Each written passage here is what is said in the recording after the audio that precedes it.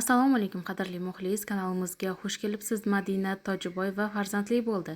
Buning ortidan ko'plab tanqidlarga uchradi. Kanalda yangi bo'lsangiz obuna bo'lishni unutmang. Madina Tojiboyeva kesirva orqali farzandli bo'ldi. Bu videoni u Instagram tarmog'iga joyladi va ko'plab muxlislari tomonidan chuqur tanqidga uchradi.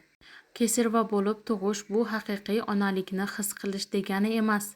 Tabiiy usulda farzandingizni dunyoga keltirganingizda haqiqiy onalikni his qilgan bo'lardingiz, degan gaplar bilan Madinaga ko'plab negativlar muxlislari tomonidan yog'ilib ketdi. Bunga javoban Madina shunday deydi: tabiiy yo'l bilanmi, kesirva bilanmi sizga qo'shningiz tug'ib bermaydi. Kesirva yo'li bilan tug'sangiz ham joningiz azobda qoladi. Mening tug'rug'imda o'ziga yarasha muammolar bo'lgani uchun kesirva yo'lini tanladim. Va bu sabab sizlardan ruxsat so'ramayman, deydi Madina. Aziz muxlis, kanalimizda yangi bo'lsangiz obuna bo'lishni unutmang. Bu bizga juda muhim. E'tiboringiz uchun rahmat.